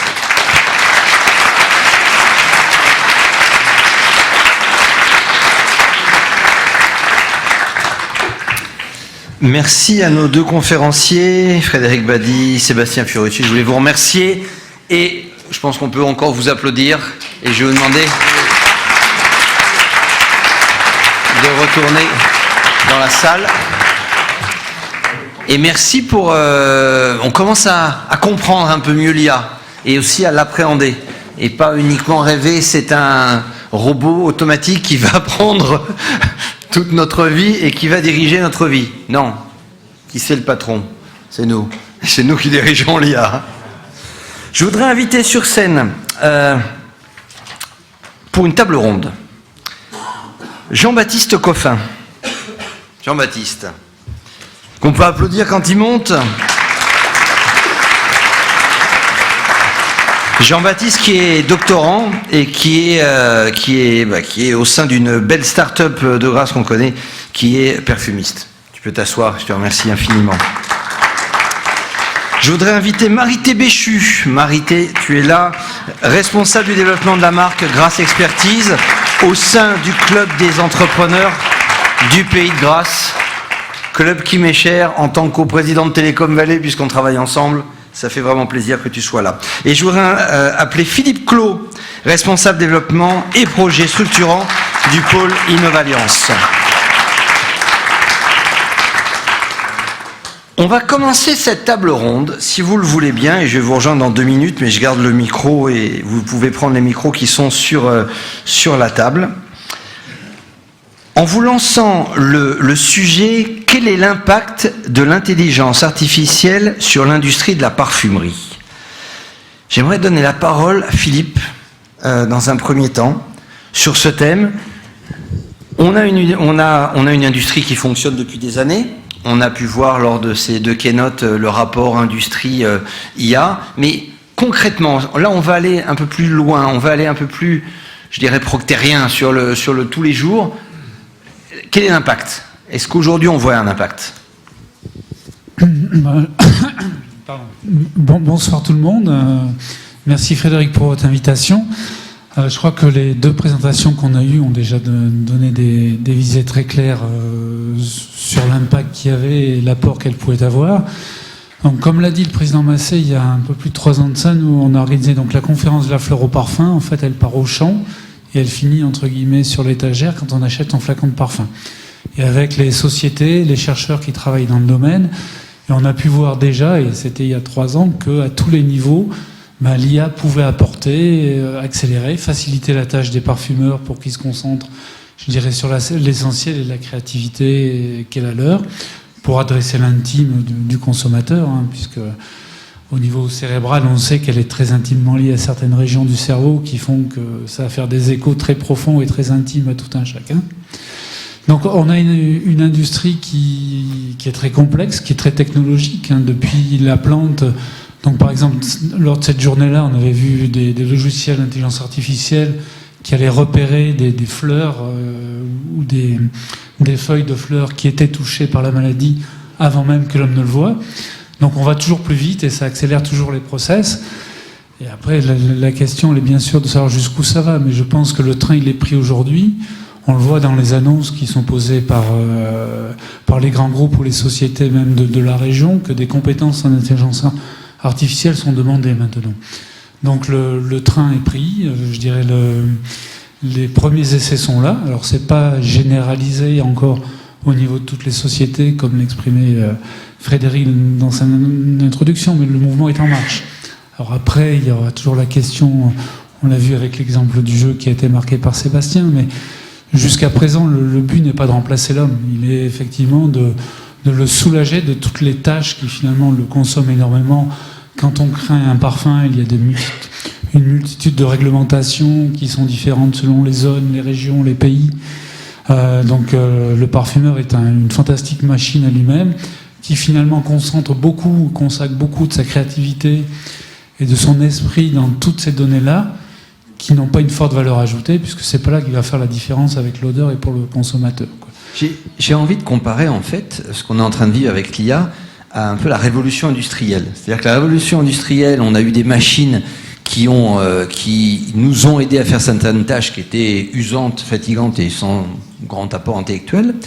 Et j'ai l'impression que là, on est en train de se diriger, et je vais te donner la parole, Jean-Baptiste, sur l'intelligence artificielle qui va justement nous aider à faire du traitement de données, parce que si on le faisait manuellement, ce serait très long et très compliqué. Et donc l'intelligence, et je le répète, n'est pas là pour nous remplacer, mais pour nous aider.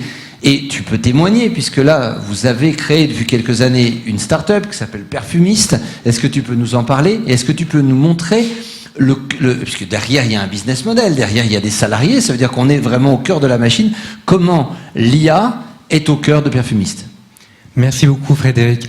Alors effectivement, à Perfumiste, on a une mission, c'est aider n'importe qui dans le monde à trouver le parfum idéal pour soi ou pour offrir.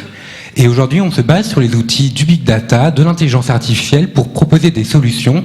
On est spécialisé pour l'aide, l'accompagnement dans la vente de parfums. Et donc, les personnes qui vendent des parfums, que ce soit dans leurs magasins physiques, les Sephora, les Marionneau que vous connaissez, mais aussi les magasins en ligne, vont avoir des outils qui vont leur permettre de trouver le bon client pour le bon produit. Et non seulement les ventes vont être améliorées, mais aussi il va avoir un meilleur retour de ces amateurs de parfums qui vont pouvoir apprécier directement le produit idéal. Et de cette idée, est-ce que tu peux nous développer ce côté aussi très concret de business model, c'est-à-dire vous avez réussi à amener ce concept et cette recherche et développement de l'IA à un outil qu'on va pouvoir utiliser directement. C'est-à-dire que là, on arrive de la R&D jusque, je dirais, à l'utilisateur final et à une expérience utilisateur différente. Bien sûr, aujourd'hui Perfumiste, c'est notamment un outil gratuit que tout le monde peut télécharger, une application qui permet de mieux comprendre l'industrie du parfum, de mieux comprendre quel est son parfum favori, comment il fonctionne, sa pyramide olfactive. Et à partir de ça, il y a des connaissances et des compétences dans le domaine de la parfumerie qui sont développées et qui permettent de développer des solutions business to business. Par exemple, sur les sites en ligne, vous allez avoir un petit widget, un petit outil qui va poser la question aux visiteurs, quel est votre parfum préféré aujourd'hui?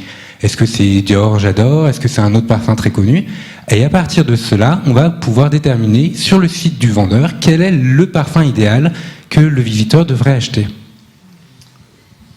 Marité, on voit bien là, sur ce point précis, sur une start-up que je suis depuis longtemps avec Frédéric, on voit bien que donc l'IA rentre dans petit à petit toutes les structures. On en a parlé il y a quelques minutes. Est-ce que tu peux nous en dire plus sur cette transversalité de l'IA dans tout le monde de l'industrie en fait des parfums? Merci Frédéric, bonsoir à tous.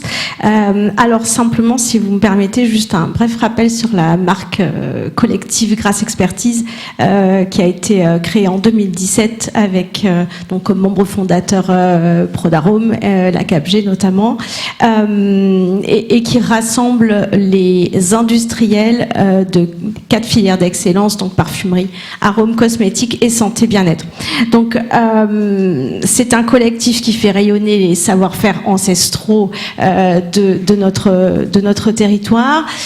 Et aujourd'hui, Frédéric, tu l'as dit, c'est un peu comme une révolution industrielle. En effet, comme il y a eu au XXe siècle l'avènement des produits de synthèse qui a révolutionné le monde de la parfumerie, aujourd'hui, l'intelligence artificielle révolutionne totalement l'industrie de la parfumerie et à tous les niveaux. Alors que tu parlais de transversalité, on est évidemment dans quelque chose de très général, et moi je ne suis pas une spécialiste de l'IA, mais plus de l'entreprise et de comment ça fonctionne. Donc l'intelligence artificielle, et Philippe Massé l'a dit tout à l'heure, ne remplace pas et ne remplacera pas l'humain, mais évidemment elle est là pour booster toutes Les ventes, notamment parce que quand même une entreprise, il y a un côté business et il faut le reconnaître. Donc on a parlé de données et c'est la clé de tout. On en parlait tout à l'heure avec Alain. C'est la data qui est le plus important, et la data, on en a partout, à tous les niveaux, qui donc permettra une compréhension plus approfondie des tendances du marché, qui va aider à booster les ventes, qui va, enfin tout un processus, et c'est à tous les niveaux de la veille du marché, de l'intelligence artificielle, on en a à peu près partout. C'est intéressant parce que en fait, on parle depuis le début de IA et parfum, et tout de suite on l'associe en fait au senteur. Mais il y a également tout le business qu'il y a autour du parfum. Donc ça va jusqu'à la vente, et donc à l'analyse, et là on peut parler aussi de perfumiste, mais à l'analyse en fait des personnes qui vont acheter ce parfum, pourquoi ils l'achètent, à quelle fréquence ils l'achètent. Et donc on a bien en fait un travail de la data, et on revient sur ce qu'on échangeait tout à l'heure, c'est l'IA est une aide pour analyser l'ensemble de cette data, vous savez ce qu'on appelle le big data. Il y a tellement de data qu'on ne sait pas quoi en faire, on appelle ça l'or noir maintenant, mais c'est vrai, puisqu'avec l'IA on arrive à traiter ça. Philippe, quelle est la prochaine étape de l'IA dans ce monde du parfum? C'est quoi? C'est plus le marketing, ou c'est plus la recherche et trouver le parfum avec un grand L ou avec un grand P? Non, mais je pense qu'en fait c'est une vraie stimulation de l'innovation, et que ça va pousser à aller plus vite et mieux. Pour l'anecdote, quand on avait fait la conférence dont je vous parlais, des parfumeurs, alors il y en a pour qui ça indiquera, disaient que ça leur rappelait la chromatographie phase gazeuse d'il y a 25 ans. Donc qui était une nouvelle technique d'analyse, on va dire, qui permettait de voir ce qu'il y avait dans tous les parfums qui sortent. Donc ça voulait dire qu'on allait savoir le parfum du concurrent, ce qu'il avait mis, ce que c'était, et que donc ça on pouvait le copier. Ouais. Et en fait non, ça avait été un booster pour créer mieux, plus finement, et aller plus loin, quoi. Et donc c'est je dirais toujours la même finalité, on le voit, on va plus vite, mais on se concentre mieux sur certaines phases. Donc c'est un accélérateur pour aller plus loin et mieux, quoi. Donc en fait l'IA nous amène de la qualité en fait sur le produit fini. Je pense par les exemples qu'on a eus là sur les conférences, sur ce qui a été évoqué là, oui. Hein, c'est des produits qui sont plus sèches, c'est des matières premières, enfin des cultures qui vont être mieux surveillées, qui vont être optimisées, avec moins de produits phytosanitaires et tous ces éléments-là. Donc c'est effectivement une démarche de progrès. Et après, ça concerne toute la société. On sait que c'est une révolution industrielle, que beaucoup d'emplois n'existeront pas dans quelques années, mais d'autres vont être créés à la place. Et l'enjeu est là, quoi. Alors Jean-Baptiste, justement, on est au cœur là du développement de perfumistes. Ça veut dire qu'il y a une autre approche, il y a des nouveaux emplois qui se sont créés grâce au travail que vous faites dans la start-up. Quelle est la prochaine étape pour vous de ce développement? On est aujourd'hui sur une appli, je peux aller sur l'appli, c'est quoi, sans dévoiler bien sûr, mais quelle est pour vous la prochaine étape? Quel est le prochain point à atteindre? Alors c'était une très bonne chose de parler de ces de ces données, parce que aujourd'hui on est capable de savoir à l'échelle d'un pays quelle est l'odeur favorite de la population. Et c'est quelque chose d'assez important, parce que il a fallu être capable de les générer. C'est quelque chose qui est très important, la propriété de l'information, surtout dans notre domaine en parfumerie, où on a cette culture de la propriété sur laquelle il faut veiller. Et aujourd'hui, c'est quelque chose d'important, parce qu'avec Perfumist, on est capable de comprendre le fonctionnement des usagers, de les suivre, et donc d'avoir quelque chose de plus ouvert et de proposer des solutions à nos partenaires. Et Marité, dans cette vision globale en fait du marché économique, l'IA, est-ce que tu ressens que l'IA va améliorer toi aussi? Est-ce que l'IA va nous permettre de passer encore un cap?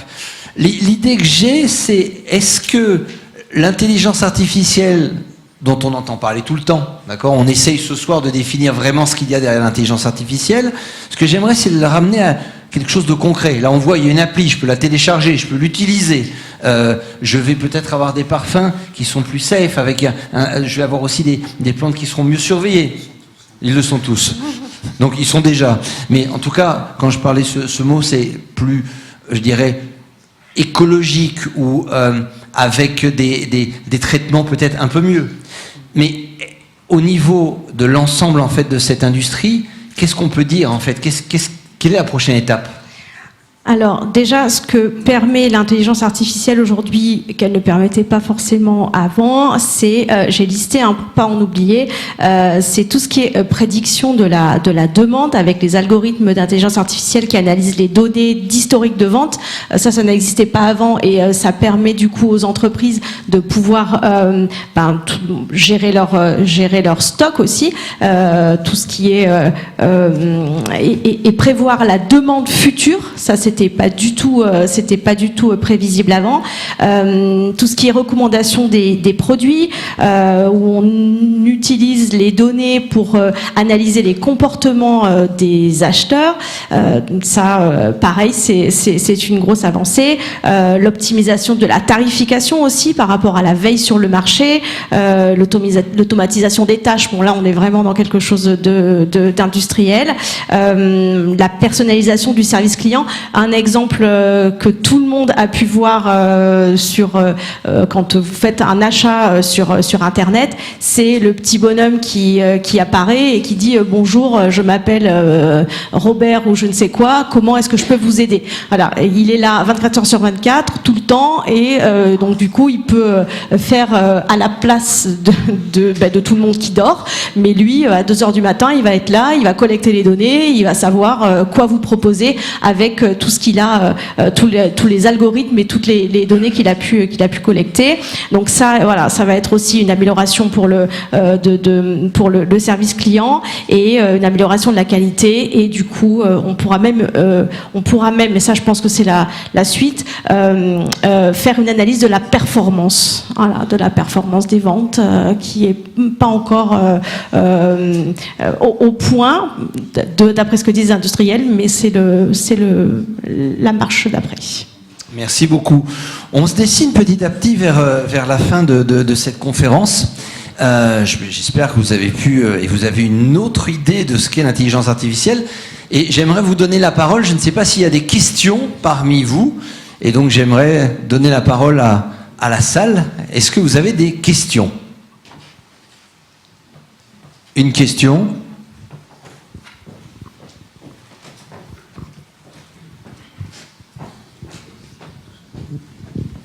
L'intelligence artificielle dans ce domaine arômes et parfums ne va-t-elle pas, comme dans beaucoup d'autres domaines, pousser à l'intégration et à la concentration des entreprises? Très bonne question. Je m'y risque, sans être un devin, on est déjà sur une industrie qui est très concentrée. L'être au-delà, je pense qu'il y aura des problèmes en termes de loi antitrust ou autre, donc ça sera compliqué. Et on voit avec les marques de niche qu'évoquait Frédéric, des consommateurs qui tendent de plus en plus vers une offre personnalisée, ils ont besoin d'une diversité et qui aujourd'hui se retrouvent et leur est offerte là. Donc aller plus loin dans la concentration est compliqué aujourd'hui, quoi, je pense. Donc moi j'aurais tendance à être optimiste. Alors moi j'aurais tendance à être optimiste aussi et je dirais plutôt que dans la concentration ça peut donner plutôt lieu à des belles histoires et des belles collaborations entre notamment les grands groupes et les startups qui sont à la pointe de l'intelligence artificielle pour beaucoup. Je pense à il n'y a pas très longtemps Robert T avec MyCoach qui ont créé Okaya. C'était ça peut être des belles collaborations et comme je représente Grasse Expertise, j'en profite pour dire que voilà, ce territoire c'est le lieu où toutes les industries et que c'est un écosystème complet qui va de la plante à parfum jusqu'aux produits finis et que s'il y a un lieu où les startups qui veulent faire du business, on va dire, ou créer des belles histoires avec les grands groupes, c'est ici qu'il faut venir. Et puis il y a des belles choses à faire. Voilà. Et je confirme que la French Tech Côte d'Azur est là et qu'effectivement on aide un maximum ce territoire et la mise en avant de ce territoire par rapport à toutes les startups qui sont sur ce merveilleux territoire. Oui, parce qu'il y a les grands groupes qui ont évidemment leur service R&D, mais pas forcément toutes. Et puis voilà, l'innovation des startups a une qualité exceptionnelle. Et voilà. Vous voulez dire quelque chose, en fait? Merci beaucoup Marité pour avoir mis en évidence que, au-delà d'un risque de concentration, il y a surtout une belle opportunité de collaboration et de coopération. Aujourd'hui, chez Parfumiste, par exemple, on a une plateforme où n'importe quelle marque peut venir et renseigner ses parfums, mettre ses données à jour, pouvoir les contrôler. Et ainsi, on a développé une coopération entre ces marques. C'est du donnant-donnant. Et c'est surtout gagnant-gagnant. On a aussi des opportunités de collaboration avec les écoles. On parlait des données. C'est très important d'avoir des données de qualité pour pouvoir avoir des modèles d'intelligence artificielle de qualité. Et donc, chez Perfumiste, aujourd'hui, on a un partenariat avec les écoles, l'ISIPK, que vous connaissez sûrement, le GIP, évidemment, et aussi l'École supérieure du parfum, où on va proposer aux étudiants de s'entraîner sur les parfums, de les évaluer et de rentrer cette donnée à l'intérieur de l'algorithme Perfumiste. Est-ce qu'il y a une autre question dans la salle? Bonsoir. On sait que dans le monde de la beauté et dans la parfumerie, la customization est quand même un trend très important, mais pas très accessible à tous.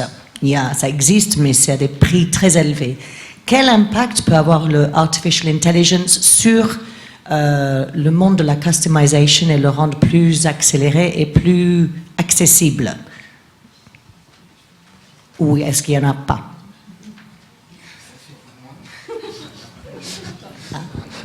Très bien, alors c'est pour moi. Merci.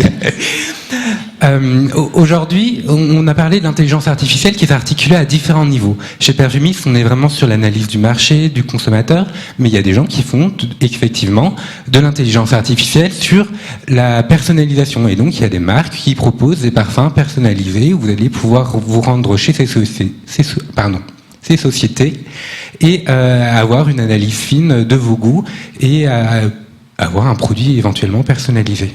Est-ce que je réponds à votre question? Exactement, sur mesure. Une dernière question. Merci. Je voudrais revenir précisément sur l'acte de création. Est-ce que, et j'ai bien écouté Jean-Baptiste, qui avec Perfumiste analyse les attentes région par région dans le monde, pays par pays, pour essayer de trouver quelle est la forte attente en matière de parfum. Et donc le résultat de l'IA dans ce domaine va être certainement très performant et la tentation peut être grande pour des raisons économiques et de rentabilité de fabriquer des parfums avec l'intelligence artificielle alors que la création humaine pourrait éventuellement lui échapper. Quand Guerlain a sorti Samsara, il a pris un risque. Et l'intelligence artificielle n'aurait pas pu produire Samsara, je ne pense pas. Et certains autres parfums qui ont été des révolutions à chaque fois dans le monde du parfum, est-ce qu'on ne va pas détruire ou anesthésier un peu l'acte de création humaine du parfumeur qui, lui, prend un risque alors qu'avec des données objectives, l'intelligence artificielle pourrait finalement arriver à quelque chose d'un peu... de formaté, en fait. Formaté. Alors, effectivement, on pourrait avoir cette peur de vouloir tous se copier les uns les autres pour ressembler au mieux aux attentes d'un marché. Mais la puissance d'un produit, la puissance d'une société aujourd'hui, c'est dans sa disruption. C'est là où elle va être capable d'apporter quelque chose qui fait la nouveauté et qui fait quelque chose qui va plaire et qui va le rendre exceptionnel.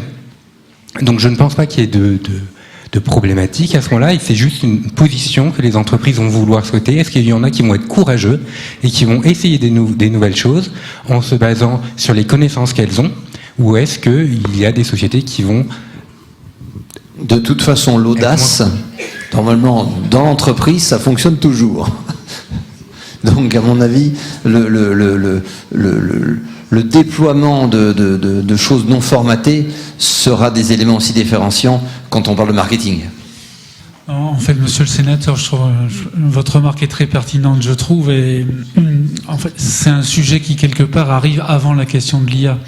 On a eu l'occasion de le traiter, on sait qu'il y a 1300, 1500 parfums tous les ans, qui ont des durées de vie de plus en plus courtes, et donc on est sur des cycles de vie des produits qui sont de plus en plus courts, et ce notamment parce qu'il y a de moins en moins de prise de risque.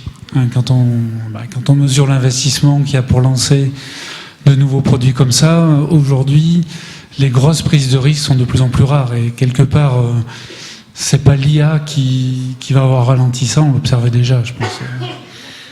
Et elle va pas l'améliorer, je pense.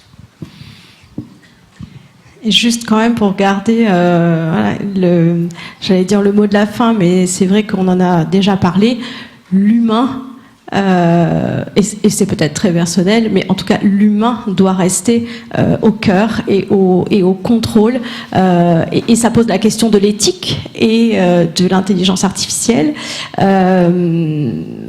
Voilà, et pour moi l'humain doit garder le contrôle, sinon ce ne serait plus tout à fait pareil.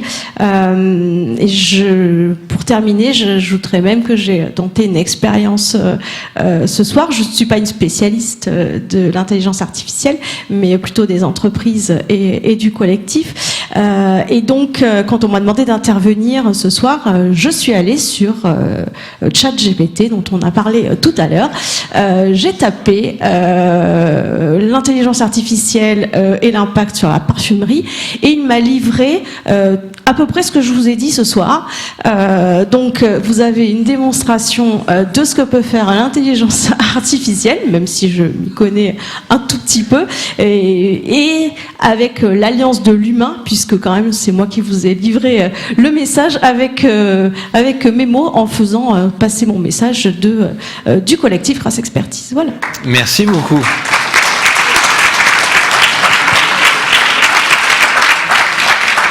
Je voulais remercier Jean-Baptiste Coffin, je voulais remercier Philippe Clos et Marité Béchu, et ChatGPT aussi de nous avoir aidés. Relisez tout ce que fait ChatGPT, car Dixit, mon fils, lorsqu'il a trouvé ChatGPT et qu'il a fait un mot d'excuse, c'était pas un mot d'excuse, c'était carrément du Baudelaire. Donc ça se sentait dans son mot d'excuse. Je vous remercie infiniment pour votre partage d'expérience. On arrive petit à petit à la conclusion. Je suis un petit peu en retard, mais j'essaie quand même de rattraper. J'aurais appelé au pupitre Isabelle Galli. Isabelle, on se connaît depuis quelques années. Isabelle est la directrice de la Maison de l'Intelligence Artificielle à Sophia Antipolis. Je te laisse dire quelques mots. Merci Frédéric, et merci pour avoir tenu ce timing malgré des interventions de très haut niveau et fort intéressantes. Franchement, on voit qu'à Grasse, comme dans tout le département, cette appétence pour l'intelligence artificielle se développe, et on en est ravis, nous, à la Maison de l'Intelligence Artificielle. Alors la Maison de l'Intelligence Artificielle, qu'est-ce que c'est ? C'est un lieu avant tout. C'est un lieu où vous pouvez tous venir à un moment donné. Il faut quand même prendre rendez-vous, hein. Mon équipe me le répète à chaque fois, prenez rendez-vous avant de venir. C'est un lieu où vous allez pouvoir découvrir ce qu'est l'intelligence artificielle, en comprendre les fonctionnements. Hein. Vous avez vu tout à l'heure un chercheur vous en expliquer les grandes lignes. Eh bien, nous, on va encore plus expliciter, on va vous mettre sur des ateliers, on va vous faire jouer un escape game, on va aussi, grâce à Marco, faire ces grands cycles de conférences. Marco Landi, qui est un des initiateurs de cette maison de l'intelligence artificielle, avec le président du département, Charles-Ange Génési, qui a vraiment une vision sur cette question. On a ces dates pour vous faire les conférences, mais on a aussi dans les murs ces ateliers où on a aussi une exposition qu'on peut faire venir dans tous les lieux qui expliquent ce qu'est l'intelligence artificielle. Ça, c'est plutôt la mission vers les grands publics. C'est ce qui nous anime au quotidien, et déjà près de 45% de nos collégiens, grâce à la Maison de l'Intelligence Artificielle, savent ce qu'il en est. Pour ce qui est du côté des professionnels, eh bien, la mission aussi est grande. Quand on voit l'industrie du parfum à Grasse, on se dit qu'il y a un énorme potentiel. Il y a un énorme potentiel, d'autant plus que nous avons les start-up qui sont en capacité de répondre aux besoins de ces grandes entreprises, et qui rêvent de pouvoir se développer dans un écosystème où de grands industriels seraient en mesure de les développer. Tout à l'heure, on nous a expliqué qu'il y a 3 grandes étapes dans J'ai pris des notes parce que bien que j'ai eu une arrière-grand-mère qui produisait des fleurs pour la parfumerie de Grasse, j'avoue que je connaissais pas bien le cycle, mais on voit bien que dans la première partie, dans la production, l'intelligence artificielle, elle pourrait jouer un rôle essentiel. Les métiers de l'agriculture sont des métiers pénibles. C'est des métiers où vieillir est souvent prématuré. En pleine réforme des retraites, la question se pose. Et bien grâce à l'intelligence artificielle, grâce à des exosquelettes, grâce à des drones, grâce à beaucoup d'outils plus intelligents, on pourrait faciliter le métier des agriculteurs. On pourrait aussi leur offrir une vie meilleure, pouvoir se coucher plus tôt, se lever plus tard, prendre des vacances, des petites choses qui sont essentielles. On pourrait aussi améliorer ce qu'on appelle le prédictif dans la supply chain. Vous savez que la production, c'est le temps long d'un cycle industriel. Nos agriculteurs sont soumis aux aléas climatiques, ils sont soumis au changement de goût de chez Sephora, de la cliente chez Sephora qui va acheter un parfum. Or, ces gens-là doivent-ils planter de la fleur d'oranger? Doivent-ils planter du jasmin? Doivent-ils planter de la violette? Ils ont besoin de pouvoir anticiper, et l'intelligence artificielle est un outil qui pourrait énormément les aider. Je passe, parce qu'il y a d'autres aspects, comme la gestion de l'eau. En plein changement climatique, on a besoin d'IA pour gérer la gestion de l'eau. On parlait également de la transformation. La transformation, vous nous disiez, c'est une énorme source de données. Oui, mais ces données, encore faut-il que l'industrie du parfum la partage. Or, l'industrie du parfum est concurrentielle. Donc, partager la donnée, c'est complexe. Nos startups ont des solutions pour ça. Elles sont capables de mutualiser l'apprentissage des algorithmes sans partager la donnée. Et ça, c'est peut être très intéressant pour nos industriels grassois. Et puis, souvent dans la formulation, et je pense que Perfumist ne va pas me contester, on est dans la petite donnée, dans la small donnée, dans le fait que c'est des petites cohortes qu'il faut analyser. Et là encore, on a des startups locales qui sont des pépites dans le prédictif sur la petite donnée. Donc on le voit, l'intelligence artificielle est plus une opportunité pour aider ce secteur industriel à se développer, à maintenir sa compétitivité mondiale qu'à n'être qu'un gadget qui pourrait, comme on aurait pu le croire, ne pas être transformant. C'est très important donc pour nos industriels de venir aider nos startups, de nouer des liens avec elles. Et à la Maison d'intelligence artificielle, on est là aussi pour ça. On est là pour vous accueillir et pour vous aider à nouer ces liens avec les grands industriels. Et je lance vraiment un appel ce soir. J'ai été contactée il y a quelques années par Philippe qui m'avait déjà fait venir ici.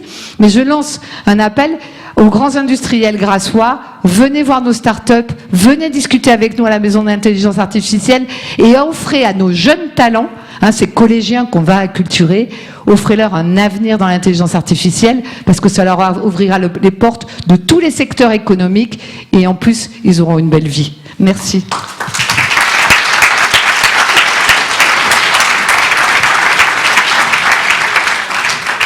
Merci Isabelle et je vous encourage vraiment à aller à la Maison d'intelligence artificielle parce que déjà c'est un bâtiment assez emblématique de Sophie Antipolis. Faut le découvrir de l'extérieur et de l'intérieur et vous allez tout de suite voir à quoi sert l'IA dans tous les domaines et vous découvrirez aussi nos entreprises qui font des démos à l'intérieur de ce bâtiment. Vraiment je vous conseille d'y aller et puis c'est pas très loin. Je voudrais finir cette conférence et donner la parole à Marco Landi. Marco Landi, vous le connaissez. Marco Landi, c'est le président de l'Institut Europia et le président du comité expert du Smart Deal 06. Et si on est là, c'est grâce à Marco. Merci Marco, et je te laisse la parole. Merci mon ami, bonsoir, quel plaisir d'être ici à Grasse, la ville jolie de l'art et de la culture, mais aussi de la parfumerie. Et on a vraiment voulu faire cette conférence pour deux objectifs. Le premier objectif, c'est de faire comprendre que l'intelligence artificielle est là pour aider l'homme. On n'a pas voulu parler de qu'est-ce qu'il est l'intelligence artificielle, qu'est-ce que sont les algorithmes. Mais je vois qu'aujourd'hui, vous avez eu, et les deux orateurs qui ont parlé avant moi ont été exceptionnels. Et je voudrais les remercier parce qu'ils nous ont amené, petit peu, pas à pas, à nous faire comprendre que l'intelligence artificielle est là pour nous aider. C'est vrai, il y a des risques. On parlait des biais, on parlait de l'éthique, mais l'homme doit être toujours au contrôle de tout ça. L'autre objectif, c'est pour lancer au sénateur Lélé et aussi au président Massé une objectif. On a parlé beaucoup au World AI Camp Festival, qu'on a fini avant-hier, un grand événement au niveau mondial. Les grandes têtes de l'intelligence artificielle, les grandes entreprises sont venues à Cannes pour présenter, pour discuter.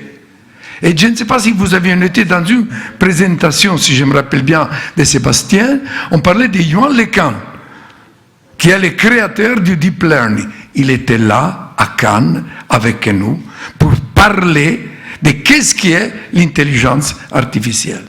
Et je vous invite aussi, déjà, février 2024, à venir voir la 3e édition. On fait ça pour montrer les atouts qu'on a dans notre territoire. On a une université formidable. On a la maison de l'intelligence artificielle, unique au monde. Pardon, non. On a déjà quelqu'un qui a nous imité, que c'est au Maroc, imaginez-vous. On a créé l'université avec l'université de Oujda, à la frontière avec l'Algérie, la maison de l'intelligence de Oujda. Et il était là avec nous, une délégation de 12 personnes, et à côté d'eux, il y avait maintenant une délégation du Bénin, du Sénégal, du Congo-Brazzaville, parce qu'eux aussi, ils sont en train de dire qu'est-ce que l'intelligence artificielle peut faire pour nous. Mais dans notre territoire, il y a de très belles entreprises, des start-up. On a l'université qui est en train de créer les talents. On a la maison de l'IA qui commence à les préparer à partir des collèges. Mais alors je me demande, mon ami, monsieur le sénateur Lélé, pourquoi pas créer ici, à Grasse, un grand centre d'excellence qui peut unir l'expérience de laquelle on a parlé aujourd'hui, qui vient de plus de 200 ans, et mettre à côté de ça l'intelligence artificielle ou les nouvelles technologies. Ça serait quelque chose sur lequel je pense, nous tous, on devrait s'engager, faire devenir Grasse, pas seulement la capitale de la parfumerie, mais de la nouvelle parfumerie au monde entier. Merci beaucoup d'être là et bonne soirée.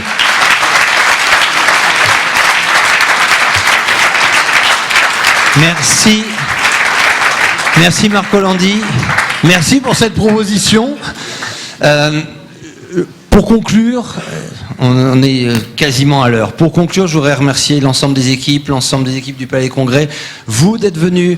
Et c'est un véritable plaisir d'avoir fait cette conférence et d'avoir mélangé ce côté traditionnel et ce côté d'innovation.